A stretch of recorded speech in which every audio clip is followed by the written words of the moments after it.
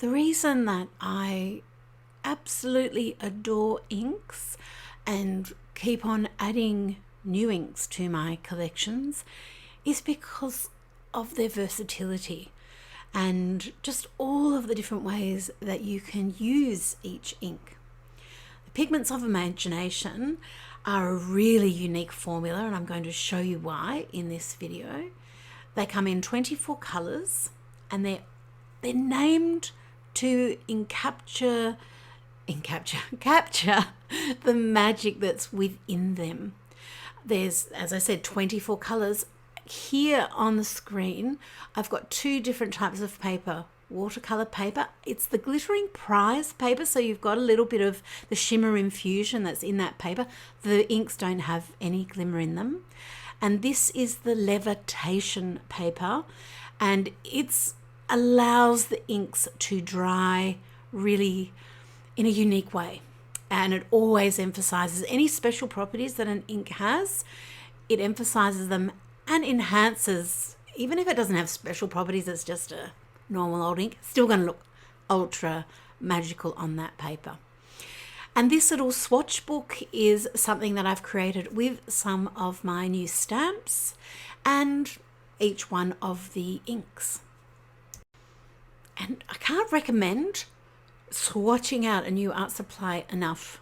You don't have to do it to this extent where you get all organized, make a little book out of it, but swatching something out and trying it in all the different tools is just going to teach you more about your new art supply.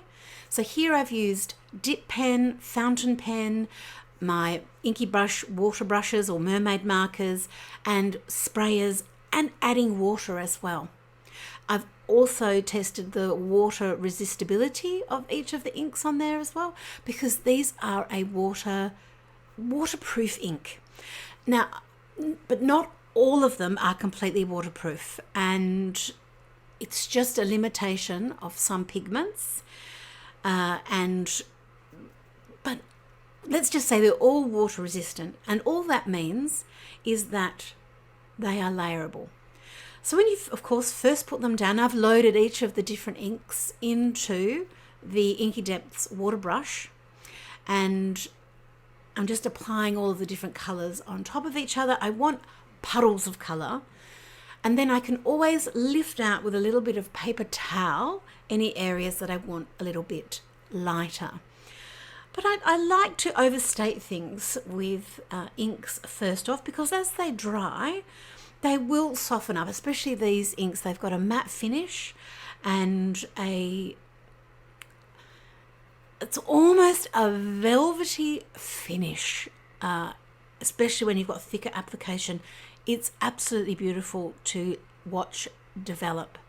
So because I'm really doing a wet on wet technique here, I'm putting wet ink into wet ink. There's going to be bleeding, there's going to be softening of the lines, which is going to be fabulous for a portrait because our skins have these soft blends of color.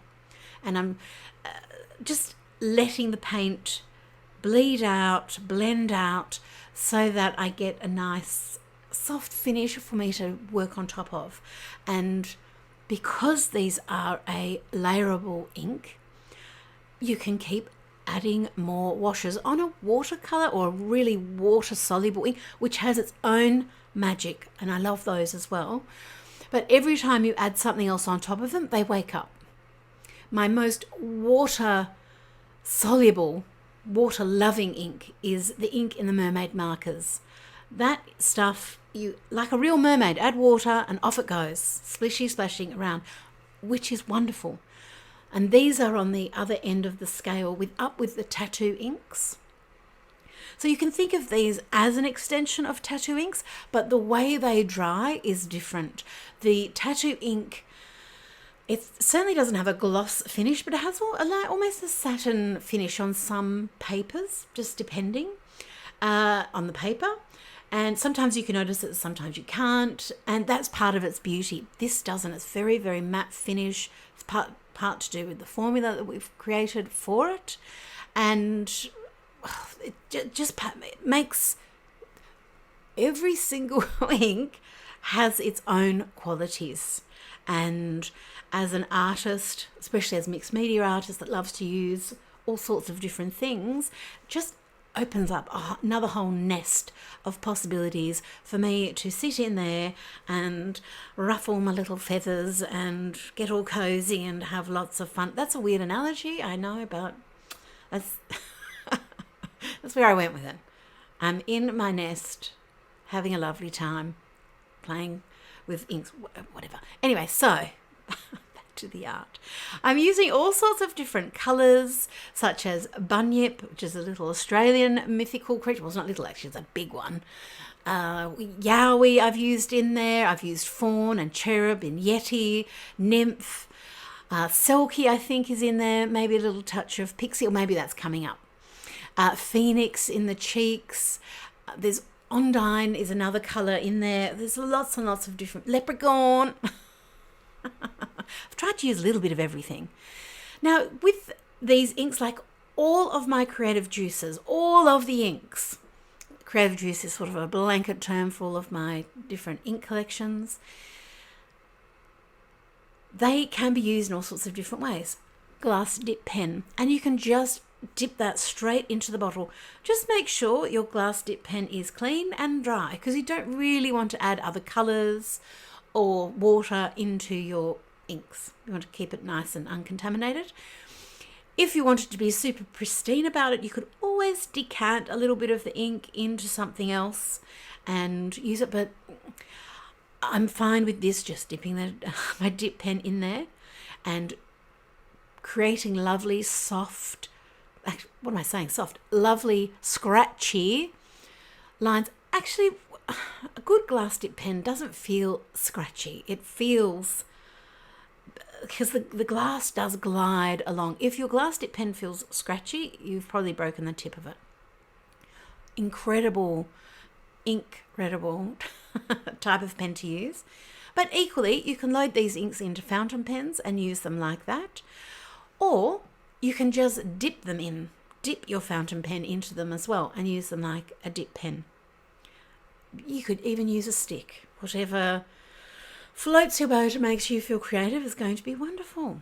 And I'm just adding these layers. I've allowed the little picture to dry a bit, and I've just got this nice soft realm of inks under there. I've changed the proportions of the face once I've started drawing.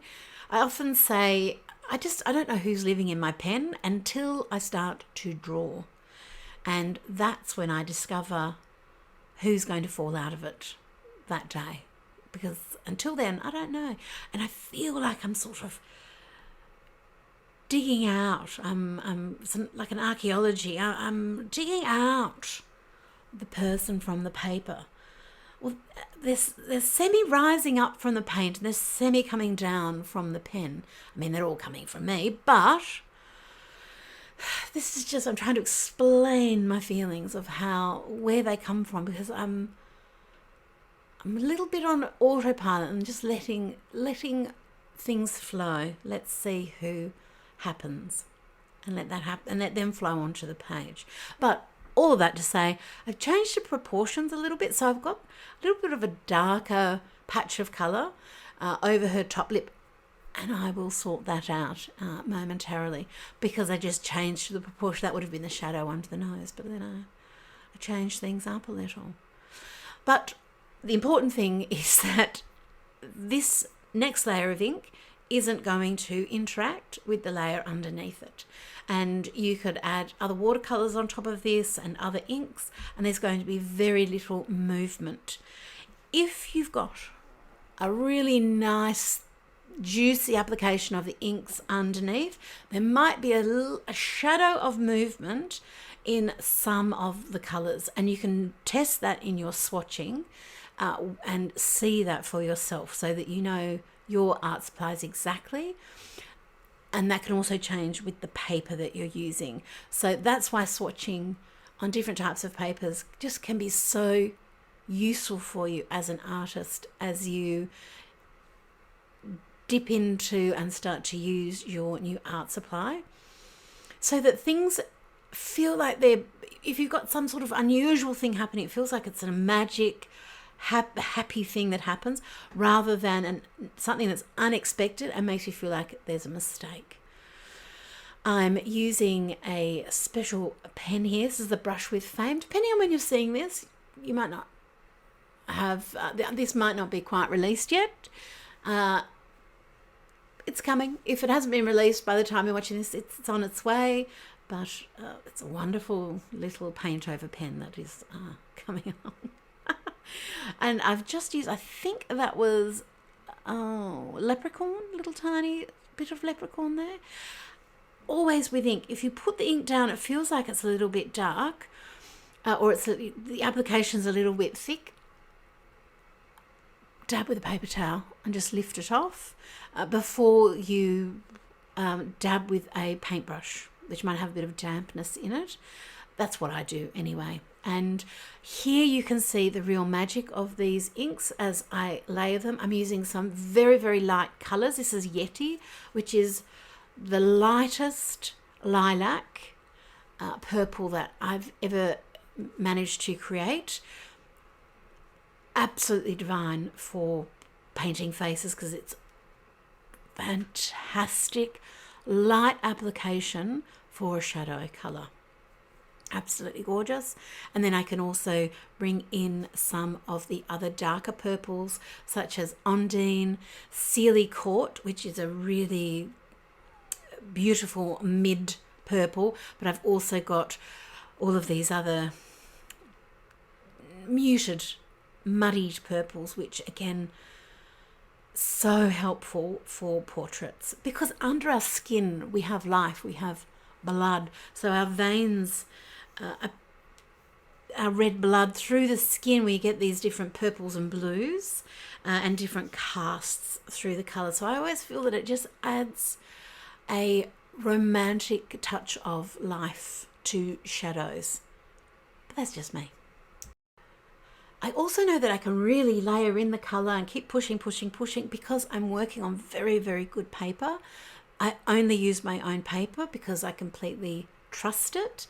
Every time I stray from that, where I think I might use up some old paper from the past, I regret it because I know this paper, I know I can push, how far I can push it, all of that. And this particular paper is called Glittering Prize and it's got a shimmer infusion in it. So if you can see any shimmer on screen, it's not from the ink, it's from the paper itself. It's a very subtle infusion. I have this paper, it's a beautiful watercolor paper, in journals and as separate sheets so that you can make your own journals like I have here. The paper that's inside this journal though, I don't think I have any more Glittering Prize in here, but I do have various other watercolor papers of mine, plus Levitation, a few others, because it's really fun to see the different inks on different papers. But look at this beautiful layerability. So it's like glazing that you would do with acrylics or oils. And I know that might sound strange because it's a very different process. You don't need a medium to do that, which you do need to do that with those other mediums I just mentioned. You're literally just laying colour on colour. So this makes it very easy to do if you're new to this, and the other colour is not going to come up underneath. You're not dealing with any opacity, you're dealing with translucent colour. Now I'm adding a little bit of a pastel pencil called Fluffy White Clouds. And just to add some highlight, you could use a white paint pen or white layer cake or white anything or near enough pencil to just add a little bit of highlight. We just want to make sure that those areas are dry. And that's a little demonstration of the joy and the magic that is inherent in the pigments of imagination. I could have done fewer colours and had them as single bottles, but which colour would I take out? I can't answer that. That's why there's 24 colours. And this is why I do things in sets, because I love colour and I love ink. So when there's opportunity to combine those things, I'm going to do every colour that I can. I need the full spectrum. We need all of the portrait colours. And even there, I'm only really touching the surface. But always when I'm working on inks, I want portrait colours. I want lighter, darker, warmer, cooler, so that we've got lots of different skin tones. And then, of course, those skin tones also can be carried. If you love drawing animals and painting animals into animal fur, they come in all the beautiful beiges. Landscapes, we need those sorts of colours, but we also need our beautiful brights. They're in there too. Our blues, our greens, everything. These are an amazing, exceptional ink that are exclusive to my website at janedavenport.com.